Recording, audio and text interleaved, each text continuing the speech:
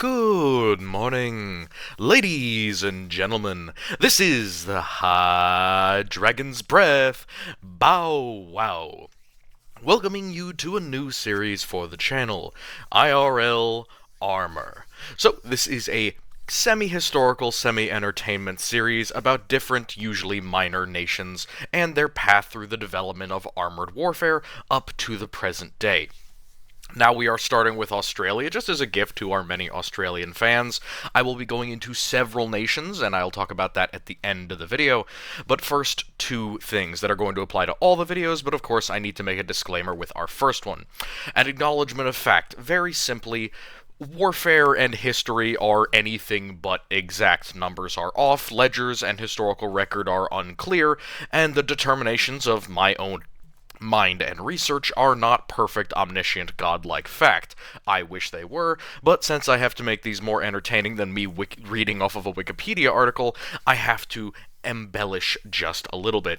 And secondly, of course, even though this is an edutainment video, I do have to mention an acknowledgement to the many Anzac servicemen who have died over the various conflicts that we will be discussing.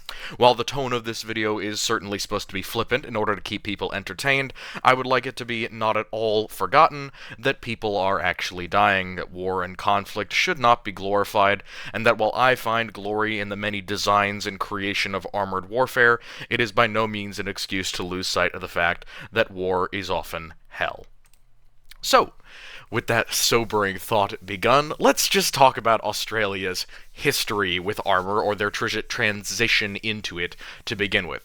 Now, Australia has a history going all the way back to World War I, not necessarily with their own armor, but rather with armor engagements. Specifically, we'll be discussing a quick overview of the Battle of Hamel. The British 5th Tank Brigade and the Australian 4th Division of the Australian Expeditionary Force, the AEF, sent over to fight in World War I on the Western Front, fighting against the German forces in northern France. Now, there are some very peculiar things about this battle, and while the Australians are engaged, as what many other colonial forces are, on the Western Front with the British Allies, specifically the 4th Division and the AEF are remarkably large in number. It's pretty interesting how many of them are actually engaged, and the Battle of Hamel is one of those instances where a majority, the brunt of the assaulting troops, will be Australians alone. In addition to that, the Battle of Hamel is unique because it is the first time that American troops served entirely under a foreign commander, in this case a mix of Australian and British officers. Now, there's a couple of reasons for this, and it's a little bit of a funny story. The officers were removed to help with quote-unquote integration. So what does that mean?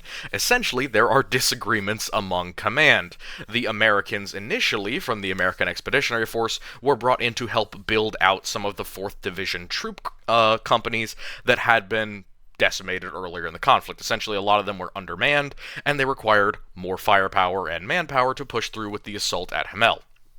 They are on the offensive against a pretty well-fortified town filled with German soldiers, so the Americans break up one of their divisions to fill in other companies. However, there's a significant problem. The Americans do not get along with the Australians. The Australian officers do not get along with the American officers. And the American officers don't really like the fact that they are serving underneath British of any kind. So there are some initial teething problems before the even planning stage gets going with this engagement. As a result, the officer in charge of the 4th Division, who is in charge of the overall conflict, so an Australian general is actually in charge of the overall conflict, he decides he's going to slightly decrease the amount of Americans, but not by decreasing any actual troops.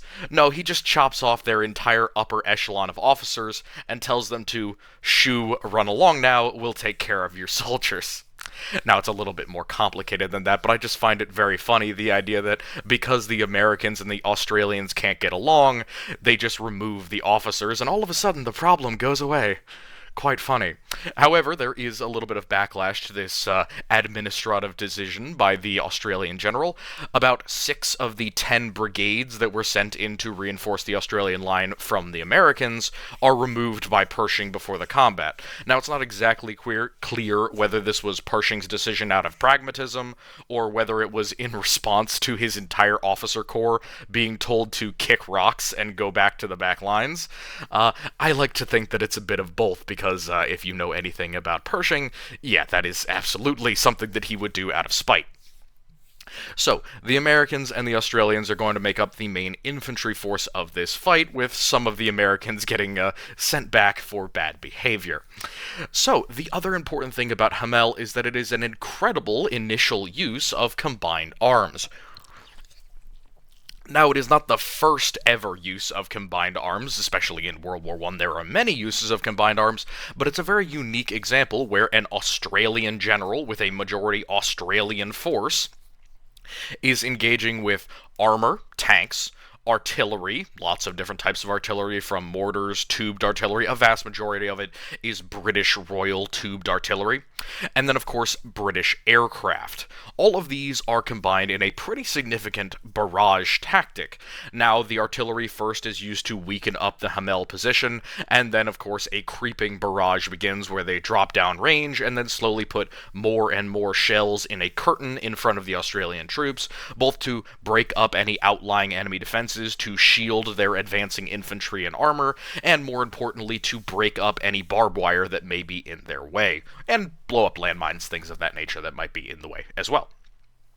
Now, this triple barrage of tanks, artillery, and aircraft is combined with about a mile advance, around 0.8 miles, that the Australians and the other forces, including the tanks, have to travel in order to get to and assault the German position at Hamel. Now, where does armor factor into this? Well, we have the British 5th Tank Brigade, the Fear Not Brigade, as you can see over there. Now, the British 5th Tank Brigade is equipped with 60 tanks. Most of them are Mark Vs, which, by the status of British tanks of the day, are relatively fast and relatively well armed. You know, whether they are hermaphrodite tanks having a machine gun and a cannon, or whether it's both cannon or both machine gun, doesn't really matter. They are pretty much capable of holding their own against a lot of different types of infantry, not to mention being practically immune to most small arms fire.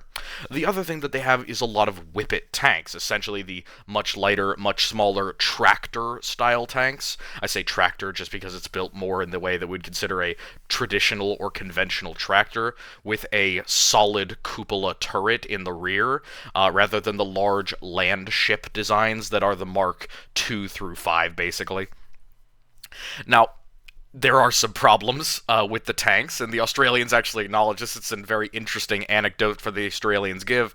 Over that 0.8 mile attack, they note that the tanks are simply lagging far, far behind them. The standard foot infantry are making much better time than these 60 tanks. Even the Whippet tanks, which are relatively quick in comparison to the Mark Vs, which is, again, relatively quick. We're talking about walking speeds here. They're not going to be breaking any land speed records, especially over the broken terrain that is World War I, but their Australian counterparts are essentially saying these tanks are arriving late. They're always not showing up on time, and one of the best examples is the outlying edge of Hamel, the first set of trenches and bunkers.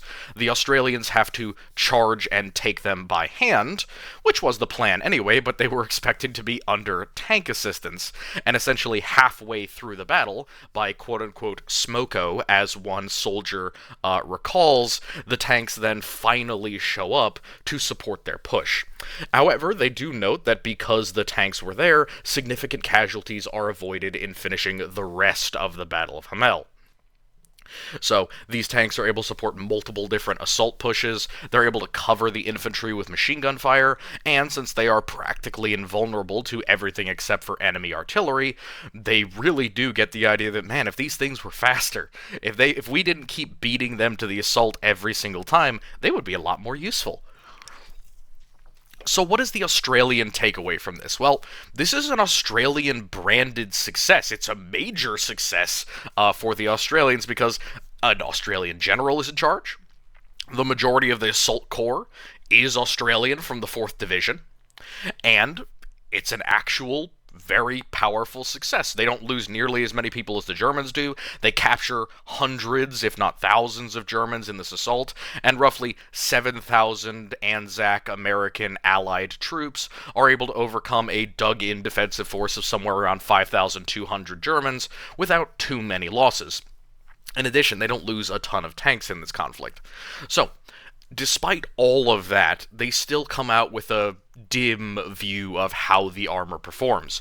Artillery did its job in this assault. The infantry, the Australians, proved their mettle in this assault, did a very good job. 4th Division and their commander making good political and tactical decisions the entire time.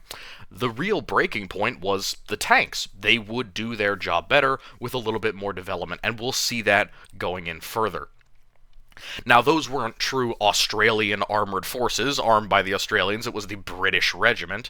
So, what happens next? Well, the interwar period. World War I is over, Australia is on the winning side, hooray, and the transfer begins. Now, if you don't know about the interwar period, it's one of the most interesting periods of tank development, one that I personally historically spend a lot of time on when it comes to developing theories and organizing kind of the development of armor throughout this period, because all of this time, different philosophies are being tried out on the absolute shoestring budget of the Great Depression. So, things are being tested out, new designs are being developed, many countries get their hands on very small amounts of tanks that will then develop and create more of their future tank doctrine in World War II. And the primary method through which they make this transition is taking the old cavalry units, whether they were mothballed during World War I or they were cavalry regiments or divisions from earlier conflicts. So there are a lot of cavalry divisions that are classic horse divisions, whether they became horse-propelled infantry in World War I or whether they were dismounted and placed in a trench or whether they remained as cavalry throughout the war. Doesn't really matter, because during the interwar period, a lot of these cavalry units, whose jobs by the end of the war were simply scouting and exploiting enemy weak spots, are now being transferred into armor units because people are seeing tanks during the interwar period get ever more mobile and flexible as far as the assault goes. We're not talking about massive, slow land tractors that are going to be going at the speed of foot anymore, unless you're British, but... Look, we'll get into the British at some point. That's just going to be a very long video. The Australians, thank God, managed to escape a lot of the British dogma for a specific reason that we'll go into later. But the Australians are no excuse or no difference for this cavalry to armor unit transition. Now, in 1927, they acquire their first genuine tanks, their first true armored vehicles that are Australia's alone. And these are 4 British Vickers Medium Mark IIs. Now, the Vickers Mark II, the Vickers Medium or the Vickers Mark II, is a very interesting vehicle. It's built off of several chassis improvements from World War I tanks, but it has many unique quirks. It is remarkably high, it's equipped with a very adequate gun for the 1920s, a 47mm medium velocity gun. It really isn't a super high velocity gun like we'll see later, but still absolutely capable of doing lots of different things. So it is a very good bedrock for a lot of different designs, and you'll see that even though the Vickers is given out to a lot of other countries, it's already such a developed design because it's using so many pieces and parcels from other existing tanks and developments during the Great War that other countries kind of look at it and see dead-end design, really, but the Australians look at it and see the only option that we have, the only tank that we can really get. Now, these 4 Vickers Medium Mark IIs are produced to create the first tank section, which is a militia, a militia in the terms of the Australian Army. Again, they do have a regular military, but these militia units that include the first tank section are not considered within them. And this unit of the tank section, essentially just these 4 tanks in this militia, this Army Reserve function, is based out of Randwick, New South Wales. I swear, please don't give me crap on the pronunciation. I I really tried hard to get the names right. I'm trying. But Randwick, New South Wales is where this militia is stationed out of. Now, again, I found it kind of odd, the idea that a militia, a civilian group in the mind of someone like myself, would have the armored vehicles and the army official would not, but it kind of makes sense with Australia. These are very expensive, like unbelievably expensive for the time, and for a country that's relatively small and not all that industrial, you're not going to be producing a ton more of these. So does the regular army want to take the time to upkeep and constantly train and drill with an item that is going to take more money to repair than it might be worth in combat? Thus, as a result, why not give it to the militia? These are people who could theoretically be trained in future or act as trainers for other units. And in addition to that, because they're part of the Army Reserve, they can be activated into a full unit of the military if they ever really need there to be. So it makes sense if you look at them more as an Army Reserve, even though they're called a militia force. Again, I think that's just kind of a translation thing, the British concept of a militia versus the American concept of a militia, or maybe even the concept of a militia in 1927 versus the concept of a militia today. So these groups, the tank section is trained in the Liverpool military area of Sydney. So out that ways in Australia on the coast.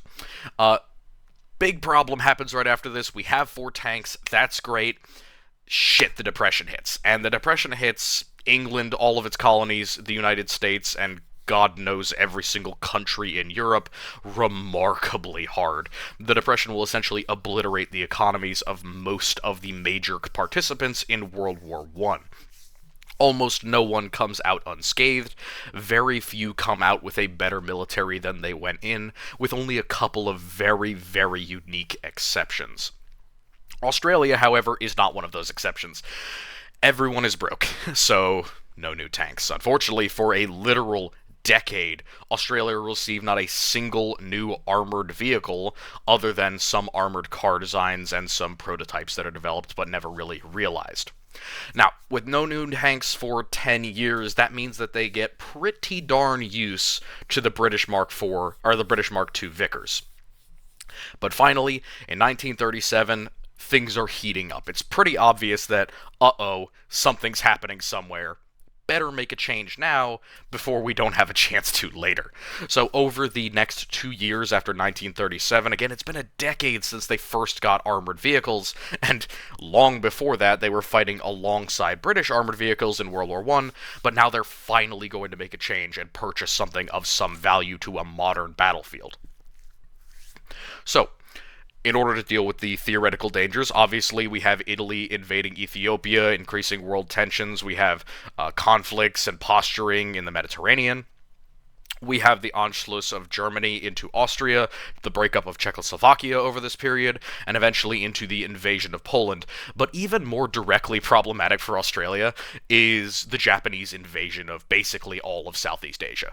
So breaking into China, Manchuria, fighting with the Russians in Vladivostok, invading various islands in the Pacific, all of this is going to ratchet up the tension meter about 1,000 times, because unlike the US, who is very happy living on their little protected area, Japan is getting a more and more powerful navy, and the British Navy is very occupied in Europe right now, so Australia starts to realize we can't count on the British Navy to protect us, and the Americans don't look like they're coming into the war anytime soon. We might need to defend ourselves. Problem, we have 4 tanks, so they make a change. The first tank section, 4 tanks as mentioned before, changes into the 1st and 2nd regular tank company, organized in Caulfield, Victoria. Now, in addition to the already mentioned tanks, they get 10 machine gun armed Mark VI light tanks, purchasing them from Britain for a total of 14 tanks.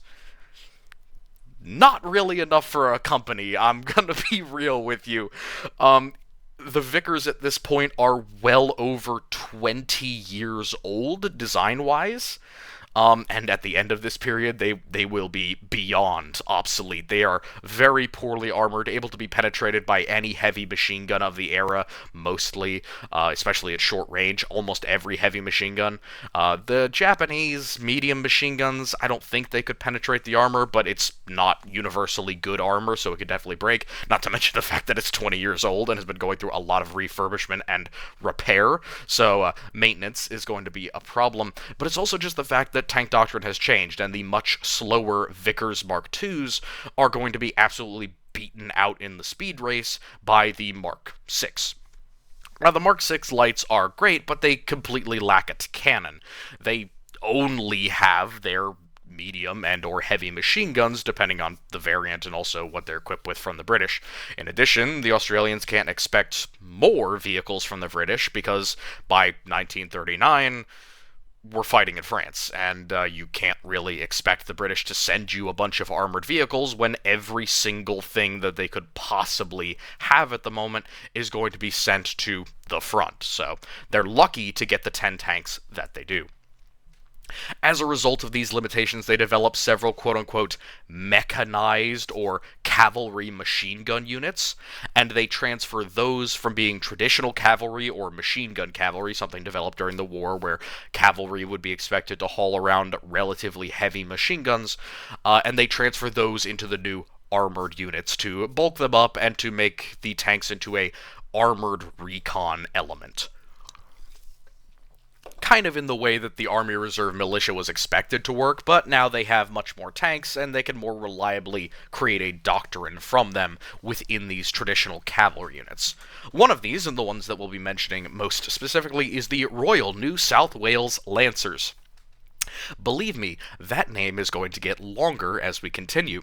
I don't know why we keep making the name longer, but they do, and I guess I just have to keep saying that. Watch me stumble over my words.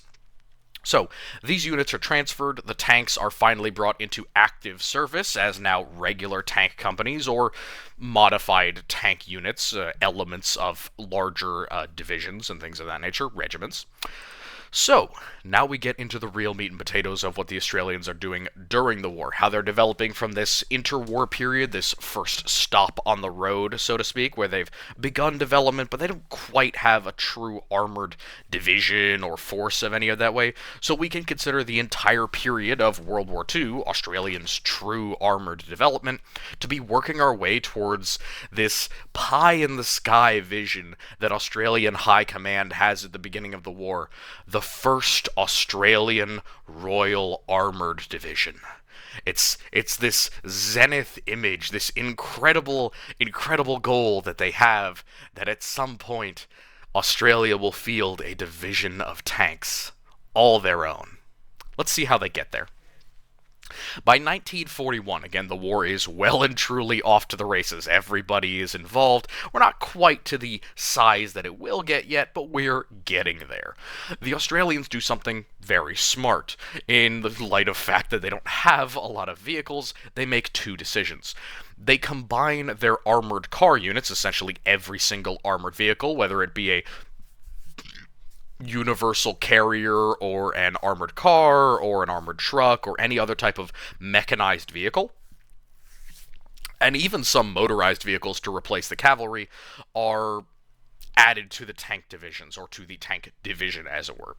So, they add these all together. They essentially lump all of the mechanized, motorized, and armored units together to try and buff out the sheer size of armored units that they have. Now, there's two reasons to do this. On the one hand, we have really limited tank forces, and we kind of have to centralize all of the capabilities because most of our units are infantry. Infantrymen don't know how to coordinate with tanks nearly as well, and their mechanics and their maintenance crews certainly don't know how to service them correctly. However, a truck crew and a tank crew can pretty easily teach each other how to maintain each other's vehicles. So if we put them all in the same unit, and we need to reach around for experienced or talented crew, at least on the maintenance sides and to a degree on the cross-training sides, we can teach them how to do each other's jobs. So it's helpful in localizing speciality, and of course, the other thing is talent. People get good at using and maintaining these things, and so, those militia folks that we talked about before who have had these for well over a decade, they've experienced and developed some level of doctrine or at least understanding of how the vehicles will work. So in 1941, we also have one of the most important decisions that the Australians make. They reach out to the Americans. And they buy a very large number of foreign tanks over that year, specifically around 413 M3 Stuart light tanks. Now, in 1941, if we are to compare every single light tank that the Australians could have chosen to purchase, the M3 is probably the best possible option. I genuinely believe that the M3 is unbelievably overpowered to the point where it outclasses some early war medium tanks. It is well armed, well armored, very mobile, very easy to maintain if you know how to maintain it. Again, there are some problems with the engine initially, but at this point it's 1941. They're willing to take whatever they can get. So this massive purchase will obviously buff out this initial force incredibly, and it will double and triple the availability of these vehicles to the theoretical Australian 1st Armoured Division. The other important thing that they do is they are deployed to North Africa in significant numbers, especially with their armored vehicles, mostly because tanks in the Pacific Theater are both not necessary at the moment and not of that much strategic value unless we are defending Australia itself. And let's be honest, no one at this point has decided to invade Australia wholesale yet, so no worries on that front. And a very important thing that the Australians do with armor in North Africa is that they strategically relocate a whole bunch of Italian and French tanks to an alternate location in North Africa. Also known as stealing, they capture a whole bunch of Italian, some German, very few, like one or two, and they're also given several, again, stolen, captured, lend-leased, provided, or just mothballed French tanks as well. And the Australians essentially make do. They just take everything. They're willing to grab whatever vehicles of whatever variety that they can get their hands on in 1941, because as mentioned, their goal is to develop a true division, a large unit of armor for the North Africa campaign. But things change. By 1942, we are no longer at the point of scrounging and buying the vast majority of our tanks from the Americans. The British have finally gotten a little bit of the Nazi boot off of their throat, and they are finally getting a chance to provide us with some real armor. 140 Matilda tanks are provided to the Australian 1st Armoured Division, quote-unquote. Now, the Matilda has a, let's be honest, legendary reputation. Amongst the Australian military, amongst the British military, and hell, even amongst the Russian and American military, there is recognition that the Matilda II, especially, is a very capable armored fighting vehicle. However, I have some personal misgivings about this vehicle. Not because it is the only medium that is really available to the Australians at this point, but also because in comparison to a vast majority of their other vehicles, its primary weapon does not offer them much more armor-defeating capability. And neither does it really offer them all that much high explosive capability, and it is very limited in how many machine guns it can carry in comparison to the M3 Stuart. So while I rightfully respect the Walking Matilda for its legacy and its legend, I do have some, let's say, reservations about saying that it's the best tank to ever exist. And it really only makes up a minority of vehicles within the 1st Armored Division. As we talked about, 400 of them are M3 Stuarts, an unknown 30 to 40 are either stolen or pre-war relics. And then a large number of the other medium tanks that are granted to the force, apart from the Matilda, which you could argue the Matilda is a medium tank by its gun, but a heavy tank by its armor, by the terms of 1942. However, history views it, for the most part, as a... Again, the British like to use their cruiser versus infantry tanks. In reality, you could consider those light versus medium tanks, or you could consider them medium to heavy. It just depends how you draw the paradigm lines.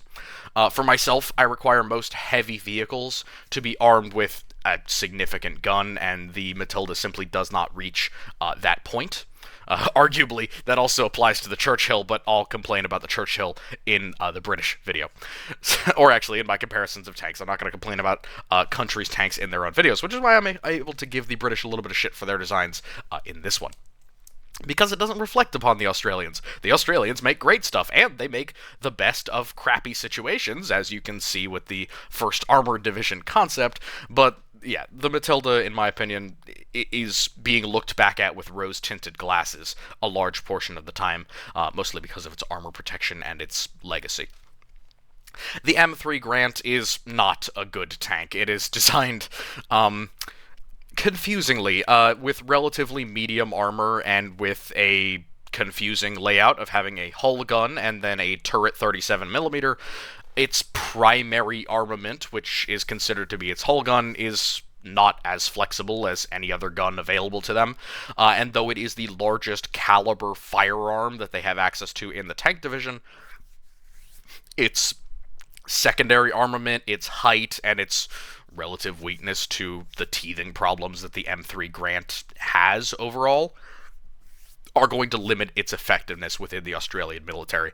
Not exactly sure how many of them were provided, but they are in combat at different times in mostly North Africa. So, the other thing, just in relation to that, is that the gun on the M3 Grant's turret and the gun on the M3 Stuart are the same, and while the M3 Stuart actually gets an upgrade to be given a short 75mm, and that short 75 is actually provided to the Australians. They do get several of those kind of self-propelled artillery versions of the M3 Stuart. They, again, serve kind of the same purpose that the Grant is going to. It's used to destroy pillboxes, and theoretically its big gun could be used to take out tanks, but the 37 does for most medium and lights, and the hull gun makes it very, very difficult to aim. So these are all added to the 1st Armored Division, along with a large number of British Universal Carriers. Now, the British Universal Carriers are great. They're the basis for a lot of different tank designs during the era, including the Italian M11s, a lot of the tankettes that are developed over the period are essentially straight up stripped and illegally copied from the British Universal Carrier. Some of them are objectively improvements, some of them are outright downgrades, but as a whole, these are very, very capable vehicles. They're designed to be infantry transports, artillery tractors, gun tractors, and in this case, they are universal carriers. They're used as support for armored infantry, so to speak. Now, these not only act as logi vehicles, hauling things around for the armored vehicles, because they can keep up with them over rough terrain, they also have some significant armament. So the first thing that they have is obviously light machine guns, but the second one is Boys anti-tank rifles. Now, I am a huge fan of anti-tank rifles. I have a whole video to do on AT rifles and why I love them so much, but I love the anti-tank rifle for the same reason that I love the autocannon. And the Boys anti-tank rifle is terrible. Like, I'm not even gonna sugarcoat it. Amongst every single competitor of the era, the Boys is not good. It's very bad. It is not capable in comparison to many of its competitors. Even some heavy machine guns are better at the job of anti-tank warfare than the Boys anti-tank rifle. However, it does have two significant advantages. One, it's unbelievably light and dummy simple. Just the most basic of basic can be weapons. However, again, it kind of fails at the one job that it tries to do, which is to knock out enemy tanks. So while this late in the war, 1942, there's only a few targets that it's going to be effective against, luckily for the Australians, those targets are basically all in North Africa, or at least a large portion of them are, in terms of lighter Italian vehicles that are going to be relatively lightly armored.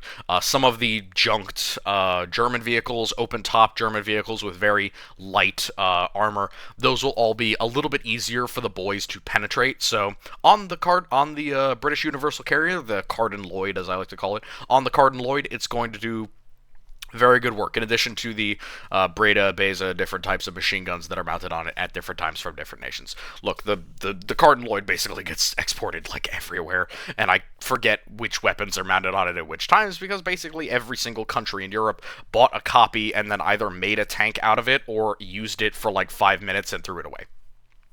So, the other thing that they received during the period of 1942 is, again, an unspecified number of Crusader 2s. Now, Crusader 2s, also I have to go into that annoying thing with the British where they keep refusing to call things by light, medium, and heavy, and tank destroyer, etc. Crusader 2s are designed as quote-unquote cruiser tanks. Cruiser tanks are unlike the Matilda, which is an infantry tank, because infantry tanks were envisioned to support the infantry, aka they don't really care about being fast or about really much of the things that the tanks are going to worry about in World War II.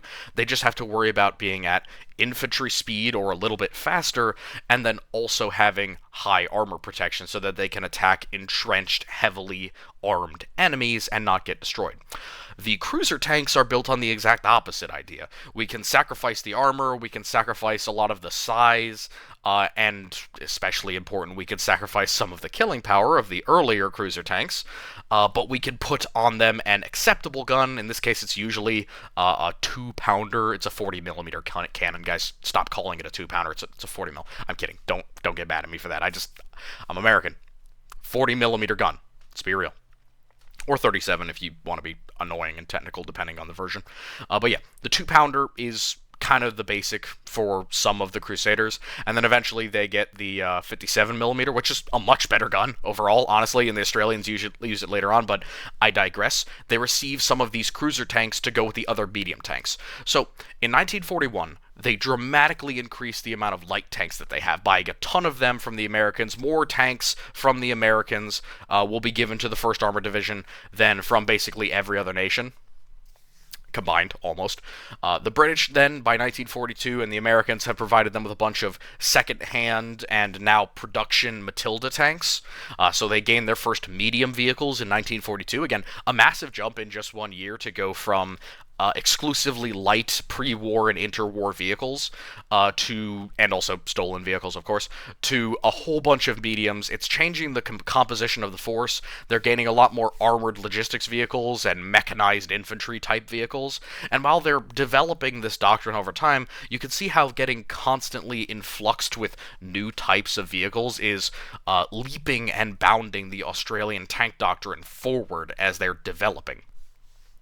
So by 1943, they reach the zenith. They reach the point where you could really say that the 1st Armored Division goal has been certainly completed. 1,460 of all kinds of armored vehicles have been delivered to the Australians. So, conservatively, around 30-ish stolen vehicles, maybe a few more, around 420 M3s, so 450 plus the Matildas and the Grants, give that another 200. So roughly about 800 of those are going to be taken or lend-leased or bought vehicles. The rest are going to be a mix of other vehicles, logistic vehicles, and armored personnel carriers of various kinds. This is a very large armored force. You have to understand, Australia can't produce a ton of vehicles on its own.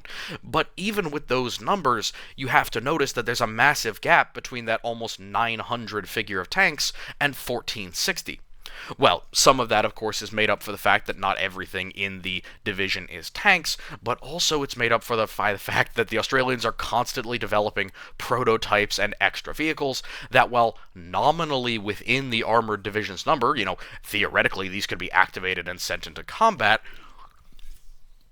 they're not in combat quite yet. We'll talk about those on the next slide, but by 1943, it's essentially reached its maximum point as far as number of vehicles. And then, unfortunately, we hit a bit of a wall. Disbandment.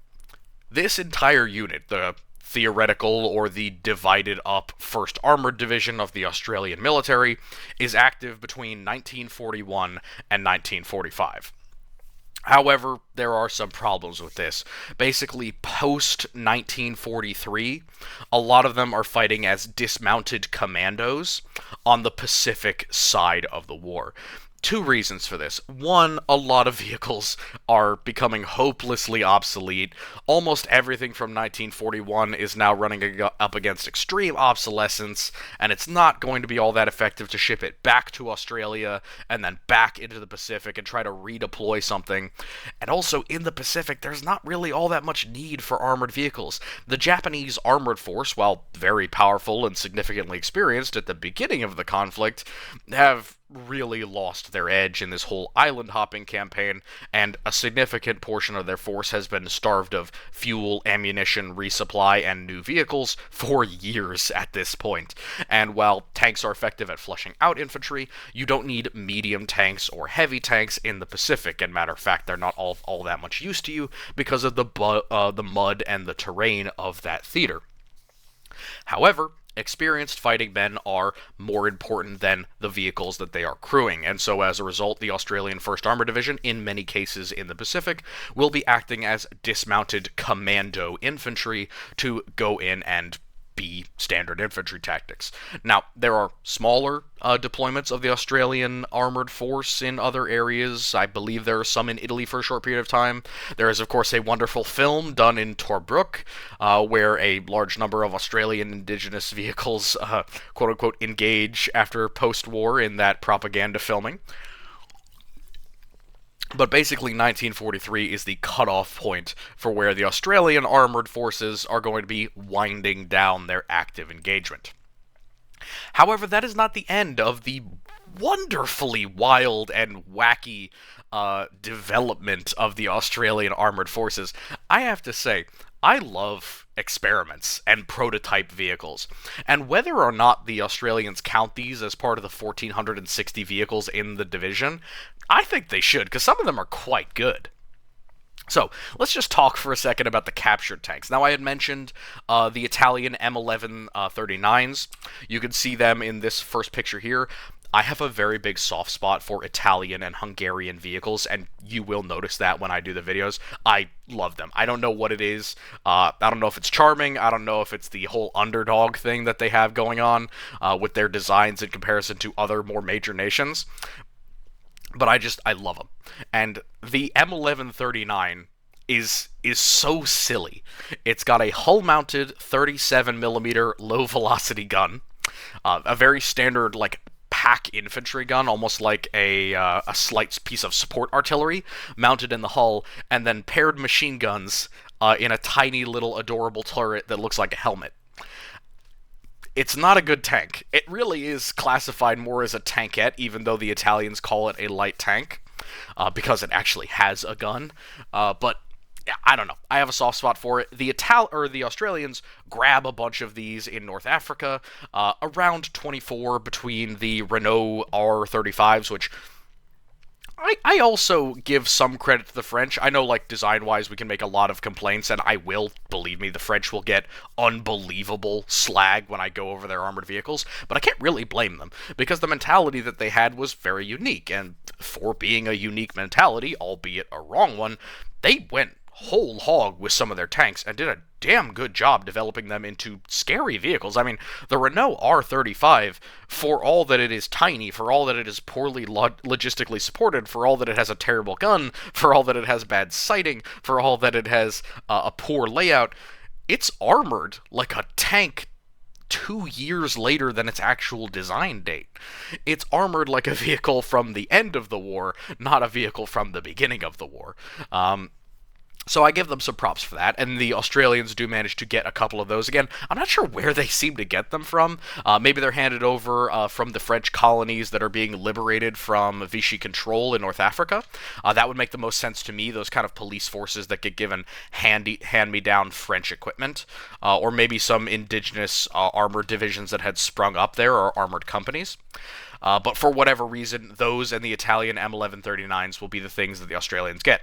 What do they do to, quote-unquote, capture these tanks? Well, a little stereotypical, but I think you could kind of predict this one. The Australians take some white paint and go to the side of the tank, usually to the turret and hull in 2 or 3 different places, and they just paint a big white kangaroo. That's it. They just paint a kangaroo on the side, big, white, obvious, and as you would expect, that's perfectly enough. Everybody knows that if you see a tank with a big kangaroo on the side, there's probably some Aussies in there, and you shouldn't shoot them. Unless, of course, you're Italian or German. In which case, if you're Italian, you should surrender, and if you're German, you should probably run. So, I said I was going to keep this, like, normal and not funny, and I'm struggling. Sorry. So, speaking of actual Australian experiments, not just capturing stuff in a funny way, we have the AC-1 Sentinel. Now, there are 65 of these produced, which sounds like not a lot, and by the state of any other nation, it's not a lot.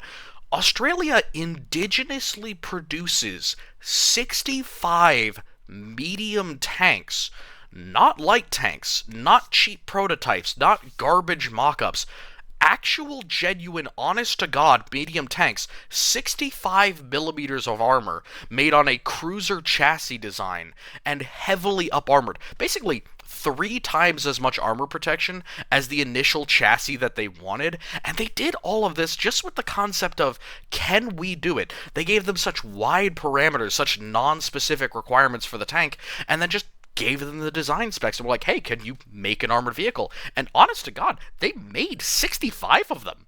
Like a genuine production run of armored vehicles completely indigenously designed and created. Even though they never saw significant combat, again, they went into some combat zones. Some of them were taken into North Africa. Other ones were used for propaganda purposes later. A lot of them were used for training. That was the other important one. They were used for training. The AC-1 Sentinel, or just the Sentinel as I can call it, is really remarkable. And if I were to compare like prototypes across minor nations, it's a standout example. Genuinely, like I know I talk a lot and I'm funny, I make jokes. The Sentinel, now that I took a lot more time to read into it and its design, it on paper is an incredible cruiser tank. And hell, it even makes an acceptable medium tank given the armor protection. The main problem is every single other part of its design. I really hate to say it, but the first few of these that rolled off the line, as to be expected from a minor nation essentially making a tank from scratch with no specs or experience to work from, they were trash on the inside. The engine had problems, the suspension had horrible problems, the turret had problems, the welding was bad, the transmission had issues, but what can you really expect? It's the first time they'd ever made an armored vehicle from scratch, and at a point where anyone from Bob Semple with his tank made out of galvanized sheet steel to all these other wild and wacky Australian prototypes that was essentially some farmer coming out of the woods, or out of the bush, waving a blueprint at some designers and going, "Oi, look at my tank!" Oh god, that was too British. Sorry. "Oi, mate, look at my tank!" Very similar to that. I imagine that happening many times, given the sheer number of prototypes that I see on the Australia page. Given those limitations, teething issues are to be expected. What's even more wild is the number of AC Sentinel prototypes that came out of the design. The Australians considered this design so important for their future that they made variants of it, which is one of the things that we don't often get with minor nations. And I hate to say, but yes, Australia is a minor nation, definitely a tier 2 at the best. Maybe even a tier 3 if you want to put certain things on it. With the tier 1s being, Soviet Union, Germany, US, Britain, etc. Tier 2s being like Hungary, Italy, Japan, those types of folks. I'd put them at tier 2 or 3. So with those nations, you don't often see variants. You don't often see 65 of any vehicle. You very rarely see a pure indigenous tank development program that gets off paper, and God knows you rarely see it be as successful as actually producing something worthy of variants and prototypes. Now, many people are already staring at the Sentinel and asking me a very obvious question. Why does it have a dick hanging off of the front of it? What is with the dong? Why is there a giant phallus on the front of this tank? It's not. Get your mind out of the gutter. It's I know it looks bad, but it's not. It's just the most expedient way to put a steel shroud over the Lewis or Maxim water-cooled machine guns that the Aussies were using at the time. You'll notice that there's a similar bulge in the turret mantlet, or in the gun mantlet, designed to basically to accomplish mounting another one of these heavy water-cooled machine guns.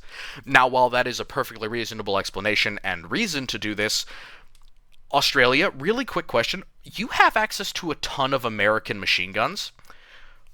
Why did you put water-cooled ones in the tanks?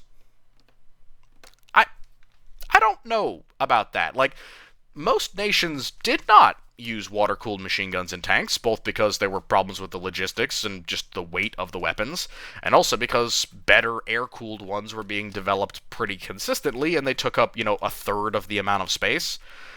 I think that the reasoning that the Australians might have had was that the machine guns were going to be doing a lot of firing, because their standard for a 2-pounder gun did not have a lot of high explosive capacity, so they would have to rely on the machine guns more for anti-infantry work.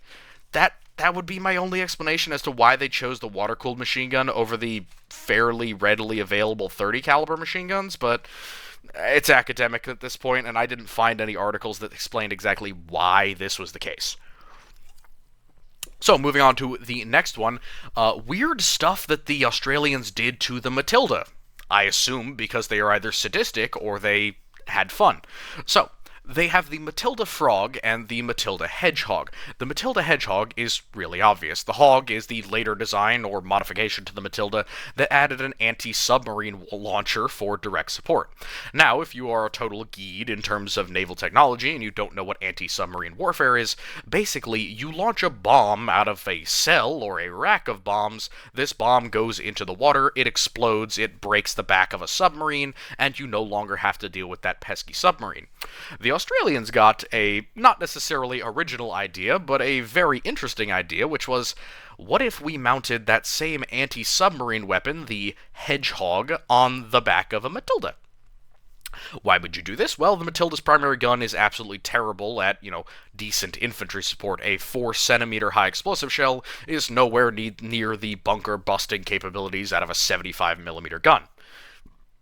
And since they don't have the ability to create an indigenous rocket or missile production of any kind, they took a naval solution that already existed to throw a large amount of high explosive over a set distance, and they simply slapped it onto the back of a Matilda.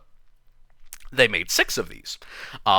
Whether they saw significant combat, again, there were only 6, so I can't imagine that they saw a ton of combat, but I do know at least that they trialed it, and they may have used it to blow up some Japanese trenches at some point. The Frog is a much more interesting story because, oh my god, this was a really difficult way to create a flamethrower.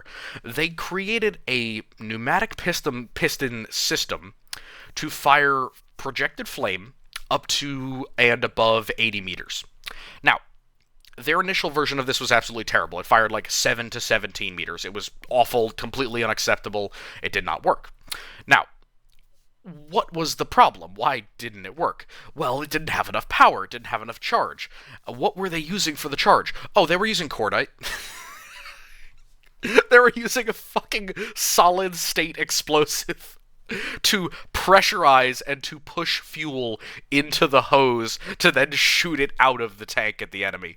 That's literally going about this the wrong way. I don't even know what the thought process was to be like, yes, I take solid state explosive, I put it on the other side of this pressurized barrel full of fuel, I detonate the explosives, it shoots a bunch of fire out of the vehicle. There were pressure issues, they improved it. However, they kept the cordite. They just kept the charger. They continued to maintain the cordite charger even when they created a pneumatic system to do it instead, which worked much better. And honestly, in a lot of other analysis later on, post-war eventually, they would say that it even shot further than 80 meters. They said that if you angled it up enough and you used enough of the literal supercharger that they stuck into the flamethrower in the form of a cordite charge, it could get up to 100 meters, but at that point, they considered it a little academic, and the extremely complicated conditions of combat made those ideal conditions quite hard to do. Now you'll see here the whole apparatus for this, which is very complicated, and naturally they put it inside of the Matilda so that it didn't just explode when it got hit by an anti-tank rifle. But yeah, it was a very unique thing, and I also like the fact that they call it the Frog because that has absolutely nothing to do with fire at all. I mean, if you look over all of the names of fire tanks in human history, you have the Zippo, you have the Flamme, you have the Coro Amato Flame, you have the various versions of ones that the British made that were all just called like Projector or Flame Tank or even Flamethrower Tank, and then you just have the Australians. Frog. I mean, maybe it was supposed to be like F for fire, but guys, you just picked a random animal.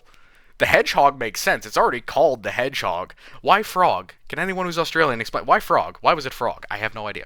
We got frog and hog for the Matilda. Very funny. So, on to the other variants of the AC. Like I said, not a common thing for minor nations to do to make variants on a main tank that they indigenously design. You have the AC-2 Sentinel, which you can see here. The AC-2 is essentially just the AC-1, but they've added an extra gun. Both of the variants, the AC-2 and the AC-3, will pretty much just change out the fire equipment. So it upguns the standard 40 mil for a 57 mil. The 57 is still short, but it is a larger shell carrying a lot more energy. It penetrates more armor. Don't have the number off the top of my head, but it's a lot more than the 40 mil. And due to its higher weight, it also has a little bit more accuracy over distance. The next thing that they do with the AC-4 is they stick a 17-pounder in it. Now, I am all for 76.2mm or 3-inch guns. However, this is a medium tank designed by Australia in the middle of the Second World War. The M4 Sherman struggled to use the 17-pounder correctly. I don't know why they thought that it would be a good idea to put it inside of the Sentinel. I mean, I understand. Yeah, sure, it's an upgrade. In order to test the recoil on the Sentinel, they stuck two 57mm guns into the turret and saw if that ripped the turret off or not. I don't know what math they were using to think that doubling up the guns was equal to a single gun of higher caliber, but I guess it was good enough for them because they actually did make a prototype of this. Now, naturally, with any massive upgunning of this vehicle, I have many design questions. My first one is just, why does it need to have a turret? Why are you making what is going to be a designate tank destroyer into a turreted vehicle, making it far more limited? The Sentinel already has a massive hole in its front hull when you remove the machine gun. You could literally just stick the 17-pounder in there. I really don't know why they did that. It would look so cool. Definitely not for any compensation issues that any of the generals may have been having, but still, I don't know, the idea of replacing the machine gun mantlet in the hull with a 17-pounder seems like it would make all of those people stop making fun of this tank. But yes, they did do this, again, had one prototype. A very effective way to upgun these medium and cruiser-ish tanks was to give them an absolutely massive gun. As a British-aligned nation, design-wise, they decided to go with the 17-pounder. Again, any of them would work. The Easy 8 Sherman's gun probably would have been just as good, if not better, honestly, considering the weight of the 17-pounder, but it's completely academic at this point because it did not see significant production outside of one prototype. So, what other experiments, and then what is their post-war and Cold War standing? Obviously, we have the Bob Semple tank, which you can look that up on your own time. It has become its entire own meme. It's become representative of Australia's willingness to engage any and all individuals who had a tank design or concept seriously, as long as they were willing to provide for it themselves. Bob Semple essentially put 4 machine guns and a tiny turret on a tractor covered in galvanized sheet steel. Some people consider it the equivalent of the Panzer VIII Maus, and some people consider it exactly what it was, which is a mechanized armored tractor. But it's just a great example of how far the Australians were willing to go to produce some armored vehicles. Gotta get that first armored division, right? Another important one that I have to include as a post-war instead of a pre-war or a during war is the Uramba, which is a self-propelled gun built on a Grant chassis. The Grant chassis is very similar to the M4 Sherman. I believe there's just a few differences in the suspension and the engine. But the chassis was more than capable of holding a Bishop or Abbott style self-propelled gun, in this case with a British 25-pounder, which, yeah, really solid. It's like a 105mm gun, quite effective as a self-propelled gun. And again, you gotta love the chutzpah on the Australians. Rarely do you have one of these minor nations come out and make a ton, or in fact any, self-propelled gun designs. Most of them stick to tube and rolled artillery. The Ramba is a great example of, well, they were thinking ahead. They saw how well self-propelled artillery could work, probably in North Africa or with their other allies who were rapidly developing self-propelled artillery, and they decided to try their hand at it. And honestly, as a design, the Uramba's really good. Like, all jokes aside, this is a nice tank design for a self-propelled gun. It has a mostly enclosed upper housing. It has a relatively well-protected upper front because the Grant's armor extends into that upper front glacis. It has an acceptable primary weapon with a 105mm gun, very acceptable for a self-propelled gun in World War II. It has a pretty decent aiming and function mechanism. My only complaint is the shortness of the 25-pounder and the relative limited range, but again, given the shoestring budget and the limitations of design inherent in trying something completely new and untested, really solid, Australia. When I was looking up the Uramba, I was genuinely impressed by how good the design was, considering those limitations. Now, moving on in time, 1949. War is over. War has been over for a couple years. The first Royal New South Wales Lancers, like I said, that name's just going to keep getting longer, the first Royal New South Wales Lancers become the new standard armored unit, given Churchills in place of the existing Matildas, Grants, Stuarts, etc. Essentially, they're all paved over. They now get medium and heavy tanks entirely given Churchills. Then there were plans during this period and during the war to arm them with Shermans. These plans were abandoned. They received 2 Shermans for training, and then for whatever reason, they did not receive any more. So they were stuck with the vehicles that they had at the time. One of the reasons, actually, that the AC Sentinel was kind of in limbo was the will they, won't they get M4 Shermans.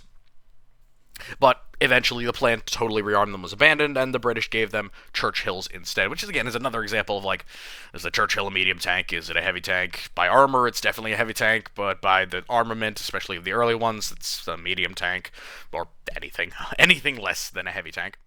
However, these two, as well, were deemed unsuitable. The Churchill is not suitable for the Korean War, and the designs are just so outdated, and whatever support and logistics vehicles were also included within the First Royal New South Wales Lancers was unacceptable. Some officers did serve in Korea in exchange for American units or British units, and of course, as usual, the Australians were willing to give up their armored vehicles and in some cases serve directly as commandos or infantry, or as supporting officers cross-training with American or British units. I say cross-training, it's more like cross-engaging with the enemy with American and British units. So the division is going to be kept out of Korea, at least for the moment, because of the age of most of their chassis, but you can see a significant difference. The war is over, and the Australians haven't just abandoned their armored force. They're still keeping it current, they're still trying to upgrade as much as they can. It's just they lack the money, the will, and the drive to continue the process of rapid development. Because remember, in a very short period of time, they went from having no tanks to hundreds of light tanks to hundreds of medium tanks, and then developing their own indigenous industry, and then war cuts out, war over. Many countries would gladly say, fuck this noise, it's too expensive, we've tried too many times, we don't want to get involved in any more conflicts. Disband the armored units, like they did kind of, or well, like some nations did kind of after World War II. The Australians don't. They maintain them, they keep them around, and they even upgrade them, even though they're not going to bring them into combat right now. Now, there is a significant change. 1952 to 1961. 39 Centurion tanks are received initially, and units are reorganized and sized down with more Lancer units being folded in until by 1961, 117 Centurion tanks and 10 logistical chassis vehicles are the main force of the unit. Now, that division, that idea that the Australians had in World War II of forming an entire armored division of all their own vehicles, kind of collapses in the intervening almost a decade between 1945 and 1952. And by 1961, they've realized this. They fold in a lot of their regiments and divisions, they streamline, they cut off numbers, they sacrifice a whole bunch of the fat, get rid of all these completely decades outdated vehicles, and they upgrade. And by 1961, they're a much leaner, much more capable force. It's, again, coming into the Cold War. They're aware of who the enemy is. They're going to be involved in some of these conflicts very soon. And by that time, 1961, they have developed a really dangerous force. 117 Centurions. Now, putting aside my opinion of the Centurion, putting aside the fact that I am not a big fan of this vehicle, putting aside the fact that I will give it a proper slagging in another video, I will brutalize this vehicle. It is a very impressive Cold War and post-war design. And it's a very early predecessor of what will be very good vehicles during the Cold War era. And the fact that the Australians get their hands on more than a company of these, or honestly multiple companies depending on the size, is really impressive and quite scary, honestly. The fact that they could afford this, the fact that they were willing to do it in any case, is very, very impressive. And of course, in addition to that, you'll see something that even carries on with the modern Australian military, which I love. I love that they do this. It is a little bit of a flaw, but it is something that has become more and more important over time. So you see the first inklings of them going out of their way to purchase compatible logistics chassis vehicles. So whether it be mine layers, bridge layers, repair and recovery vehicles, the Australians, even at the early year of 1961, are going out of their way to purchase and really just to get these logistic vehicles on the same chassis design as their main battle tank in order to keep logistics nice and streamlined, which will help them in the future. It'll even help them up to this day, I would argue. 1965 to 1971. Vietnam War. There is some small commitment of armor here, finally, to theater. So despite initial concerns of suitability, obviously we're fighting in Vietnam, mud, blood, shit, sweat, jungle, etc., they're very effective in several major battles for a couple of reasons. On the one side, they have significant shock value. We are talking about Centurions here that are very long-range, high-caliber guns, both capable of firing a lot of high explosive. They have several different machine guns, and they're also very well armored, and they are relatively low profile compared with a lot of the vehicles that are being used in Korea specifically, but also later in Vietnam. Some of them are very high. The Centurion, for its size and armor class, is relatively low.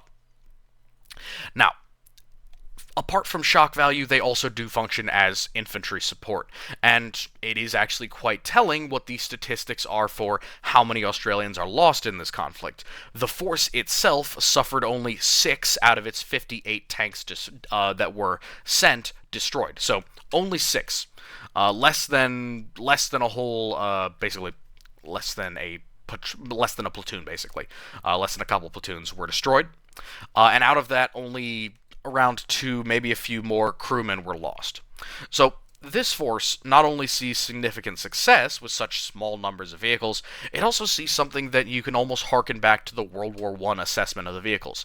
Once the tanks show up, it's not so much that they're good at their job, it's not so much that they're capable or suited for the environment, it's more so the fact that the infantry support that they provide saves lives. And even when they get knocked out, the infantry that survive them, and often survive because of them, are grateful for the fact that the tanks were there to essentially soak up the firepower for them. Now, by 1971, the Centurion is definitely showing a bit of its age. So we move into Australia today. Now, again, this is a subjective, I won't even say layman's understanding, this is a subjective individual's understanding of Australia's relative threats and its current stance and considerations and concerns for their military. Again, this is based on very subjective analysis. I make certain things of value, certain things of less value. But let's start off first with the major threats that Australia faces. Its threats are really 3. The first one is Southeast Asian trade access. conflicts that the Australians are likely to engage in are not going to be offensive ones, aka Australia is not out here trying to start a fight. Now, they have economic needs that rely upon the Southeast Asian trade access, including the South China Sea, the Pacific, various areas in the Moluccas and the Philippines, through which a lot of Australian goods have to travel, whether it be wool, coal, iron, cobalt, fuel, precious metals, etc., that have to be brought out of Australia and sold elsewhere. There's also a lot of things that Australia requires brought into the country. They have a lot of imports, they have a lot of exports, which means that they relied on free trade. Now, that's one threat to their country. If there was a threat to free trade, a threat to their economy in terms of export and import, that could draw them into a conflict. The other one is fairly obvious. China, the big regional power player in Southeast Asia. China has two things against Australia, or two ways to theoretically spark a flashpoint conflict with them. The first one is trade, whether it be trade embargoes, trade imbalance, abuse of trade. There are various Chinese companies and also Chinese prospectors intending to, or theoretically capable of, crippling or damaging the Australian economy or shutting down their ability to have access to trade or to goods or valuables being traded between both nations. The other one is that China has territorial ambitions, and whether those territorial ambitions extend to Australia is kind of pointless. Australia is a country that values, sovereignty, freedom, etc., whatever it may be, and that would, I think, galvanize some individuals within the country to be willing to protect some of the territories to which China claims ownership. Not to mention that China basically has no bounds to its territorial ambitions and would gladly claim anything if it thought it could get away with it. We saw this very recently with the Senkaku Island chain. The next thing is international terrorism. Like every other major developed country over the last 30 years, Australia has not only been struck by, but has also struck out against international terrorism.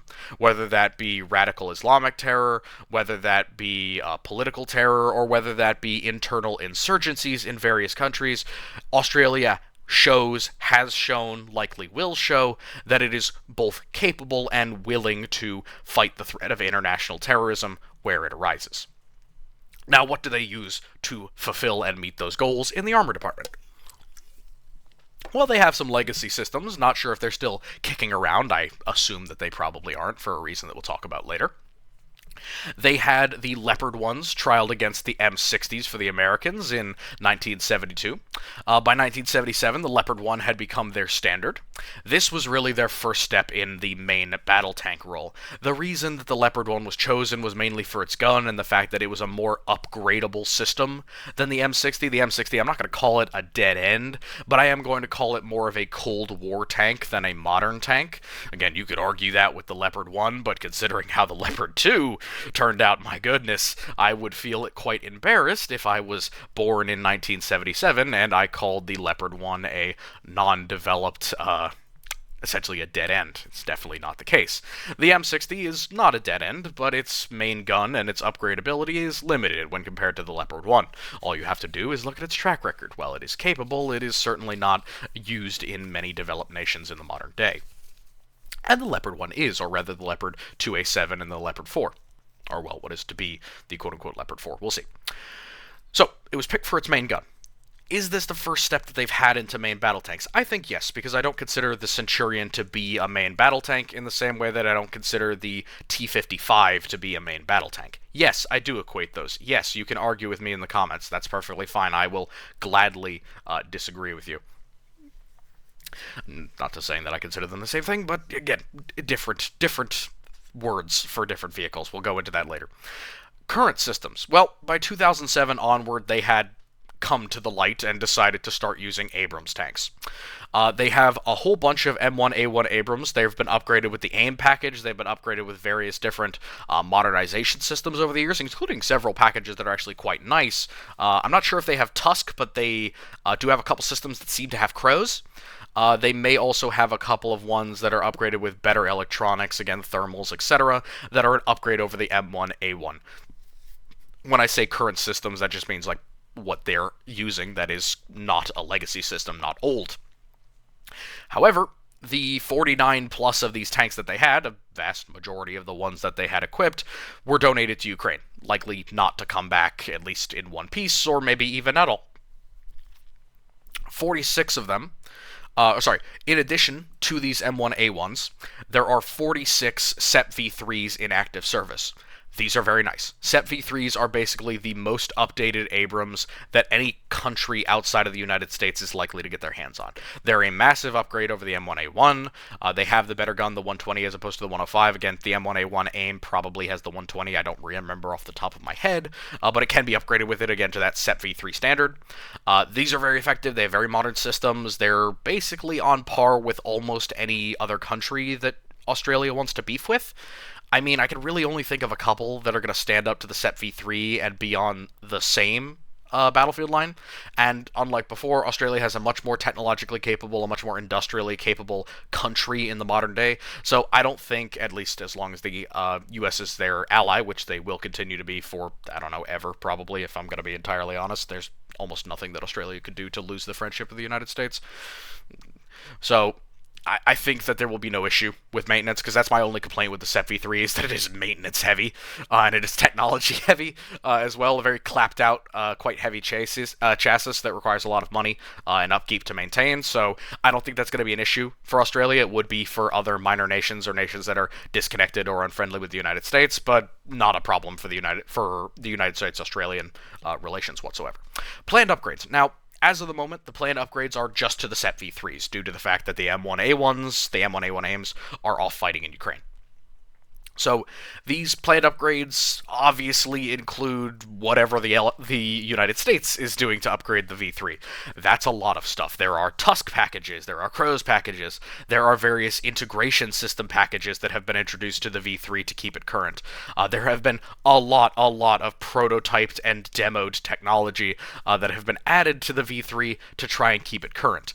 Even though the United States looks to be deleting the V3 and updating it within the near future, probably within the next 10 years, if I had to guess, from current date, and hopefully, if we're lucky, within the next 3 years. So we already have the Abrams X, but that is a test platform and just an example of what can be done, not what is being done. So those are all prospective upgrades. They're essentially looking at the same upgrade packages that the US is looking at. So it'll be down the pipeline. Hopefully, they will get them before the next big war kicks off. Considerations and concerns. Now, I am just looking at the armor, and I am just looking at the army, so some of these things will not apply to other fields, obviously. Limited numbers of chassis and inconsistent support systems. So, limited number of chassis, you don't have nearly enough tanks, in my opinion. Granted, I don't believe anyone in the entire world has enough tanks at a certain point, but in terms of modernized vehicles that are capable and ready to go into combat, considering maintenance and logistics restrictions, you've basically sacrificed half of your tank force in a matter of 3 years in exchange for basically nothing, maybe some money, hopefully in the future. But even without that, you have pared down on some older systems, but the M1A1 AIM is still very capable when compared to a lot of other countries, and you've now dropped your tank force down significantly to basically sub-60 vehicles that you could consider actual main battle tanks. Some of them are going to be used for training, so you could argue even fewer of those are actually going to be ready. This is not really good. This is not a great thing for readiness, essentially. While I don't expect Australia to be seeing a massive land invasion anytime soon, for the same reason I don't expect it for the US, I do have to say you should probably get more. The K2 Thunder is looking very expensive, but also pretty darn good. The Leopard is getting new upgrade packages. The Challenger, don't buy any Challengers, for the love of God. Don't buy any British tanks. I can't recommend that you do that. It's way too expensive, and also they're probably just not. No, I'm not complaining about it right now. British tanks will receive their due drubbing, but yeah, buy them from somewhere else. Korea, great. Japan might have some left over that you can buy. The US will have a whole bunch for you in the next coming years, so buy some more. I'd recommend to replace the ones that you've given away. Again, good on you for doing it, but please, God, readiness. prepare yourself. For inconsistent support systems, you do lack, in my opinion, a lot of tube artillery. And while you have some self-propelled artillery, I think this could definitely be an area where you improve in. It is cheap. You could produce it locally in order to boost some economic advantages. It's not a very complicated system, depending on which you choose. You do use a British variant of 105 and 155 mils. Those are perfectly fine. I don't know how many of more of those you could logistically or economically afford, but within your army, it didn't look like you had a ton of them, so recommend boost those numbers. More tube artillery is a good thing. Long range air defense, you have some. I'm not going to say that you have none, but you really, really need more. There is a lot in the air that's going to be going over in the Pacific Ocean, and Australia being able to defend itself like it did in the First World War, as in relying on other nations' air forces to protect their own skies, is not going to be something that you can count on for the next conflict. So I'd recommend buying long-range air defense, and theoretically, you might even want to buy some very long-range radar equipment. Now, I'm not going to say where you should buy that from, but just saying, there is only one radar that watches the entirety of the Pacific, and you don't own it. So I'd recommend getting some decent long-range air defense, and more of it. If you could cover your entire coastline, that would be the goal. But even if you could just cover 2 or 3 major military complexes and really cover them, like from significant missile attack, you are within range of a lot of different ranged threats that I'm not sure you have the capability of dealing with just yet in terms of volume. And I would really hate for there to be some punishment dealt out to those northern cities, because that would be catastrophic. And I think that there should be something done to help protect those areas, because many of the enemies that you could be facing in the future, whether terroristic or militarily, will have very few qualms about attacking Australian civilians. So I think that is something that you should be concerned about. Jet aircraft. You need more. You have F-35s. Great. You don't have a ton of them. And I know, they're expensive. They are expensive. I agree. Too expensive. What I'd recommend, again, calm, polite, personal opinion, what I'd recommend, buy some cheap legacy systems off other people. Now, that's a bad suggestion if you want an air superiority fighter. But hear me out, you already have 72-ish of the best air superiority fighters that money could buy. However, you only have 72 of them. There are limitations in that, there are numbers, whatever bases that you have are going to be pretty cramped with these aircraft, depending on where they are and where you're deploying them. They have limited ranges. Procuring some second or third gen aircraft, not second, obviously, unless you're going to have them heavily upgraded, but ones that can overfly, ones that can do the job of various other aircraft for less expense. You do have good AWACS coverage, you have acceptable bomber coverage, and what I really love is that you have a shit ton of helicopters, which makes a lot of sense. Even some of the quote-unquote carrier ships that you have are not real carriers, they're just carriers for helicopters, which is bitchin', by the way. I'm really big on that. I was looking into it, I was like, Australia has carriers? No, they're not. They're helicopter carriers. And that is really, really cool. I'm not gonna lie, those are awesome. Great idea. Not sure how they work. I'm sure that you guys have figured out how. You're much smarter than I am, obviously. So, big approval on that.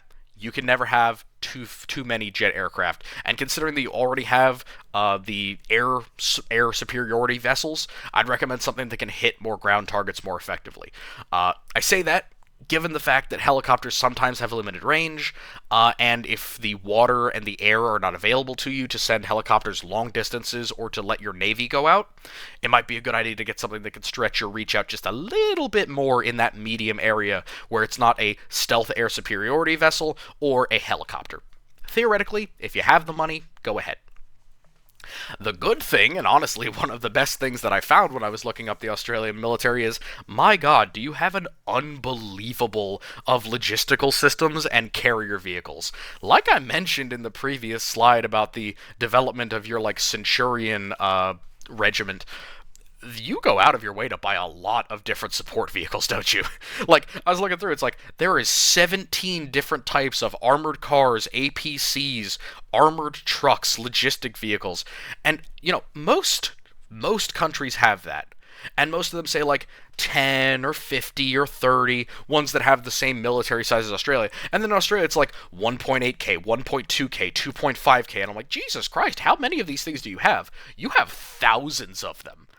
Now, whether those are like being used for true logistics and not for actual troop transport, a lot of them are armored and some of them are armed. So I really approve of it. I like the whole light mechanized unit stuff. It's definitely great, especially if somebody tries to invade Australia, because my god, having a lot of light secondary troops and ways to move about your significant infantry elements, big ups there. So yeah, I think that's a really great thing. The other thing that you have is you have some lovely logistical vehicles, both mine layers, mine destroyers, bridge carriers, some anti-aircraft systems. I'm not sure how good they are legacy-wise. Some of them seem definitely a little bit old to me, could use an update, but those could honestly be subbed out given the way that your conflict is going to go with long-range air defense. So since you're going to be on the defensive and defending local islands and naval area around you rather than going out and invading other countries, it's probably more likely that you'll benefit from the long-range air defense more than you'll benefit from a logistical vehicle that carries anti-aircraft. So, buy some Patriots, not some, like, Stinger missiles on a tank. That's my recommendation. Very nice. I love the sheer number of carrier Vics that they have is really, really great.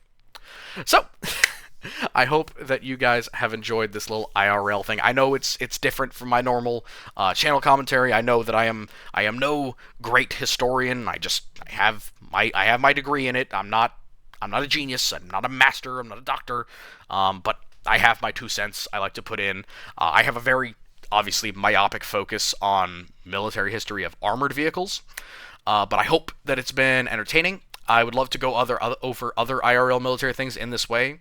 Obviously, I have a preference for tanks, smaller navies, and smaller nations, but I would also be glad to compare navies and navy ships on the technical level. So going across heavy cruisers or destroyers or submarines, all that stuff. Same thing applies with tanks. If you want me to go over different types of medium or main battle tanks or development throughout the war, I would really love to do that, even if it went to like prototypes, because I am severely focused on this. I know a great deal about many different types of vehicles off the top of my head, and given some time to research and focus on things, again, this is a general overview of the Australian armored development through history, whereas I can do much more in-depth technical lookouts at various different vehicles. So please let me know what you think in the comments. Please get mad at me in the comments. I know it's going to happen. Again, my word is not law. I am not a genius. I spend an amount of time researching these. It's not exhaustive.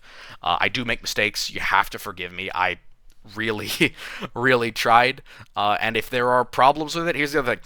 If there are problems with it, you have to understand that it's not out of malice. I don't hate any country.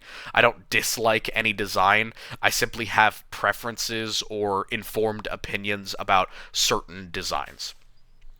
So, with that all proclaimed and declared, I hope that you all enjoyed. Please like, comment, subscribe, and I wish you all a lovely good night.